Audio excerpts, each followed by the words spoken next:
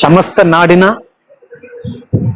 ಜನತೆಗೆ, ಮುಖ್ಯವಾಗಿ ಮುಳಬಾಗಿಲಿನ ಜನತೆಗೆ ಗೌರಿ ಗಣೇಶ ಹಬ್ಬದ ಶುಭಾಶಯಗಳು.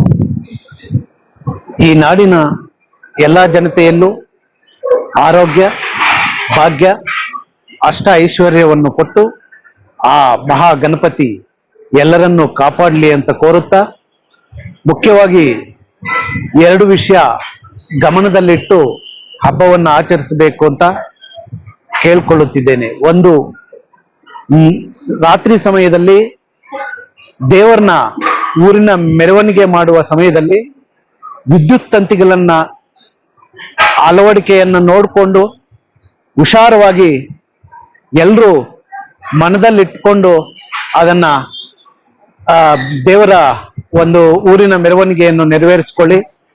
ಇನ್ನೊಂದು ವಿಷಯ, ಗಣಪತಿಯನ್ನ ನೀರಿನ ವಿಸರ್ಜನೆ ವೇಳೆ ಚಿಕ್ಕ ಮಕ್ಕಳಾಗಿರ್ಬೋದು, ಈಜು ಬರದೇ ಆಗಿರಬಹುದು, ಇದನ್ನೆಲ್ಲ ಸ್ವಲ್ಪ ನೀರಿಗಿಳಿಯುವಾಗ ಗಮನದಲ್ಲಿಟ್ಕೊಂಡು ಅಕ್ಕಪಕ್ಕದವ್ರನ್ನ ಕರ್ಕೊಂಡು ಹೋಗಿರ್ತೀರಾ, ಎಲ್ಲರ ಜವಾಬ್ದಾರಿಯನ್ನು ತಗೊಳ್ಳಿ ದೊಡ್ಡವರು.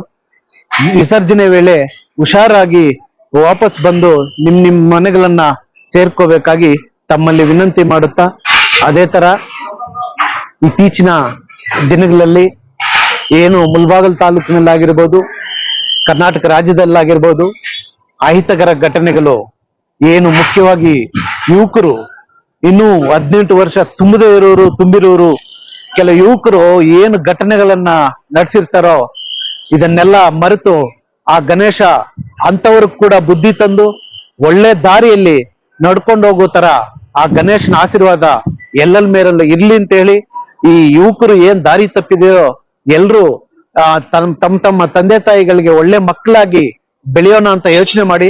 ಈಗ ದಾರಿ ತಪ್ಪಿ ತಪ್ಪು ಕೆಲಸ ಮಾಡಿರೋರ ಬಗ್ಗೆ ಈಗ ನೀವು ಯೋಚನೆ ಮಾಡಿ. ಒಂದ್ ಜೈಲಲ್ಲಿ ಇರ್ತಾರೋ, ಎಲ್ಲೋ ಅವ್ರ ಪಾಡೆ ಬೇರೆ, ಸಿಗಾಕೊಂಡ್ರೆ ಮುಗೀತು. ಯಾರನ್ನು ಈ ನ್ಯಾಯ, ಈ ಸಂವಿಧಾನದಲ್ಲಿ ಯಾರನ್ನು ಸಂವಿಧಾನದಲ್ಲಿ ಯಾರನ್ನು ಬಿಡಲ್ಲ.